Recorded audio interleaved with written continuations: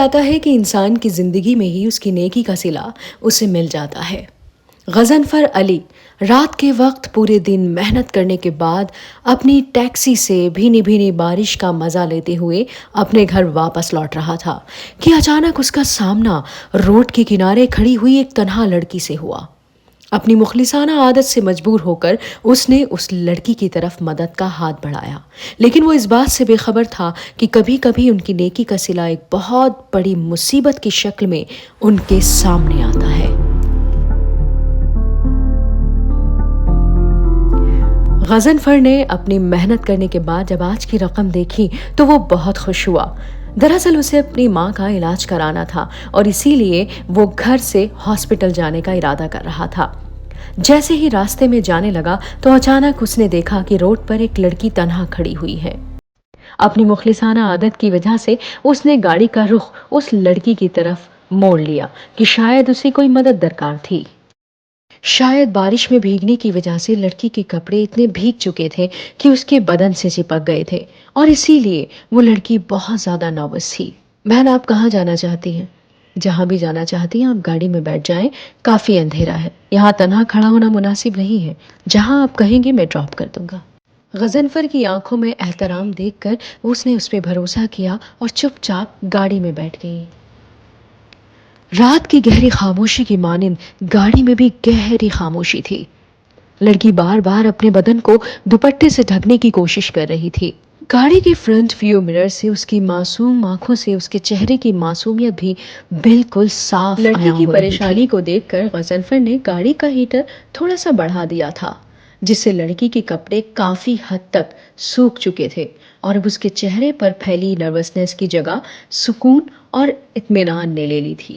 سنیے، آپ کو کہاں ڈراپ کرنا ہے مجھے بتا دیجیے۔ غضنفر کے پوچھنے پر اس نے باہر ایک لوہے کے گیٹ کی طرف اشارہ کیا۔ غضنفر نے گاڑی اس لوہے کے گیٹ کے باہر روک دی۔ لڑکی چپ چاپ گاڑی سے اتر کر اس گیٹ کے اندر چلی گئی۔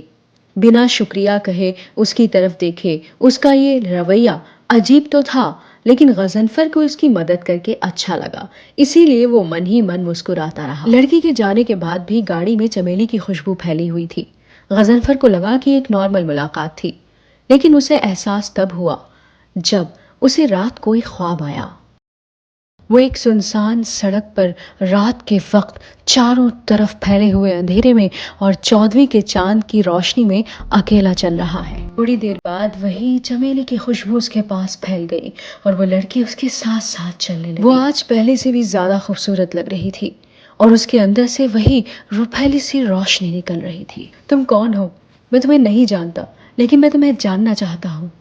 غضنفر لڑکی کے منہ سے اپنا نام سن کر وہ حیران ہو جاتا ہے۔ دیکھو غضنفر، میں جانتی ہوں کہ ہم الگ الگ دنیا کے رہنے والے ہیں، ہمارا ملنا ناممکن ہے، لیکن جب سے تمہیں دیکھا ہے، تمہاری آنکھوں میں عورتوں کے لیے احترام اور عزت کو محسوس کیا ہے، جب سے میں دل سے تمہاری مرید ہو گئی ہوں، تم ایک بار ہماری دنیا میں آ جاؤ، میں تمہارے ساتھ ہمیشہ خوش رہوں گی، میں ہمیشہ کے لیے تمہارے ساتھ رہنا چاہتی ہوں، تم ہماری دنیا میں آ جاؤ، ہم دونوں ایک ساتھ بہت خوش رہیں گے۔ اتنا کہہ کر لڑکی وہاں سے غائب ہو گئی اور وہ تنہا، حیران و پریشان وہاں اکیلا رہ گیا۔ اچانک آنکھ کھلنے سے اس کا سپنا ٹوٹ گیا۔ اس نے آس پاس دیکھا تو وہ صرف اکیلا تھا۔ اس دن کے بعد سے غضنفر کی زندگی بالکل بدل گئی۔ اس کی والدہ صحت یاب ہو کر گھر آ گئی۔ اس کے ساتھ سب کچھ اچھا ہونے لگا۔ اسے زیادہ سے زیادہ سواریاں ملنے لگیں اور اگر کوئی سواری اس کے ساتھ غلط رویہ کرتی تو وہ کسی بھی طرح اپنا والیٹ اس کی گاڑی میں بھول جاتی۔ وہ لوگوں کی مدد کرتا اور لوگ اسے بہت ساری دعائیں دیتے۔ دوستوں کے ساتھ پارٹی، خوش رہنا، زندگی ایک دم بدل گئی تھی۔ کبھی وہ پورے دن کا تھکا ہارا اکیلا بیٹھا ہوتا تو اسے لگتا کہ کوئی مضبوط سہارا اس کے ساتھ ہے، اس کے سینے میں ایک روشنی ہے اور اس کے ساتھ کوئی ہے۔ مسجد میں نماز پڑھتے ہوئے، اکیلے چائے پیتے ہوئے، دوستوں کے ساتھ گپے لڑاتے ہوئے اسے ایسا لگا جیسے ہمیشہ ہمیشہ کوئی اس کے ساتھ ہے۔ کہیں وہ تنہا بیٹھا رہتا تو اسے اپنے آس پاس کسی کے ہونے کا احساس ہوتا اور وہ خود ہی خود مسکرانے لگتا۔ اب اسے خوابوں سے بھی ڈر نہیں لگتا تھا۔ وہ لڑکی اس کے خوابوں میں آتی اور وہ دونوں دیر تک ڈھیر ساری باتیں کرتے۔ حالانکہ غضنفر جانتا تھا کہ یہ سب غلط ہے، یہ ممکن نہیں ہے، لیکن پھر بھی اسے اس لڑکی سے بہت انسیت تھی. وہ اس کے ساتھ ہمیشہ خوش رہتا. اس کی خوشبو، اس کی باتیں، اس کا چہرہ، اس کی آنکھیں، سب کا اسیر ہو چکا تھا غضنفر. مگر اس رات جب وہ پری کے لباس میں واپس آئی تو غضنفر نے اس سے بات کرنے کا فیصلہ کیا. دیکھو، ہمارا ملنا ناممکن ہے، ہمیں الگ ہونا ہوگا. نہیں پلیز یہ مت کہو. میں تمہیں چاہتی ہوں. میرے ساتھ آ جاؤ، میری دنیا میں آ جاؤ. ہم بہت خوش رہیں گے غضنفر. میں تمہیں بہت خوش رکھوں گی، میں وعدہ کرتی ہوں. لیکن سچ کڑوا تھا. لڑکی کی آنکھوں سے آنسو بہتے رہے. غضنفر نے اپنا دل مضبوط کیا اور وہ وہاں اسے چھوڑ کر چلا گیا. اس دن کے بعد سے غضنفر کی صحت گرنے لگی. وہ کھویا رہنے لگا. نہ رات میں اسے نیند آتی، نہ دن کو سکون. ایک دن اس کی گاڑی میں خوبصورت سی لڑکی بیٹھی.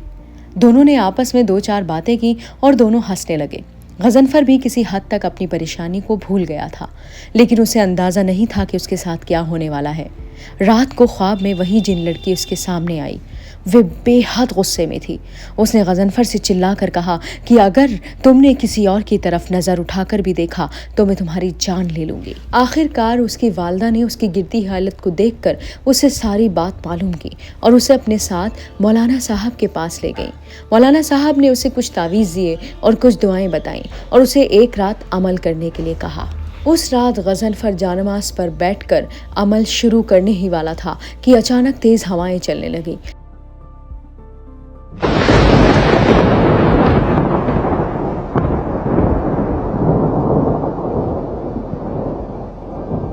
لیکن وہ جانتا تھا کہ اگر وہ رکا تو اس کا عمل الٹا پڑ سکتا ہے اور پھر وہ زندگی بھر اسی قید میں رہنے والا ہے. اسی لیے مزید اس نے تیز آواز میں دعائیں پڑھنا شروع کیا. تیز دعائیں پڑھتے ہوئے اس کا بدن پسینوں سے تر ہو گیا، لیکن پھر بھی اس نے اپنی دعاؤں کا سلسلہ نہیں روکا. وہ لڑکی بار بار اس کے سامنے آتی رہی، اسے روکنے لگی. نہیں غضنفر، ایسا مت کرو پلیز، مجھے درد ہو رہا ہے. وہ جانتا تھا کہ اس لڑکی کو اس کے عمل سے درد ہو رہا تھا، مگر وہ مجبور تھا. اپنی زندگی کی خاطر، بہتری کی خاطر اسے یہ ورد پورا کرنا تھا. کئی گھنٹوں تک مسلسل دعائیں کرنے کے بعد آخر کار اس لڑکی کی طاقت کمزور پڑ گئی اور وہ زمین پر گر پڑی. اس کی بے بسی دیکھ کر غضنفر کی آنکھوں میں آنسو آ گئے. عمل پورا ہونے کے بعد ایک دم شانتی چھا گئی. پھر اس نے دیکھا کہ اس لڑکی کے اوپر ایک سفید روشنی آئی اور وہ روشنی اس پر چھا گئی اور اچانک سے وہ لڑکی وہاں سے غائب ہو گئی. اس لڑکی کے جانے کے بعد غضنفر بہت رویا. آج کے بعد سے اس کی زندگی بالکل پرسکون ہو گئی تھی. رات کو جب وہ سوتا تو سکون بھری نیند اسے ملتی. ہاں، لیکن کبھی کبھی اسے اپنے آس پاس وہ چمیلی کی خوشبو اور وہ روشنی کا احساس ہوتا. کہیں نہ کہیں آج بھی وہ خوبصورت چہرہ اس کے دل میں براجمان تھا.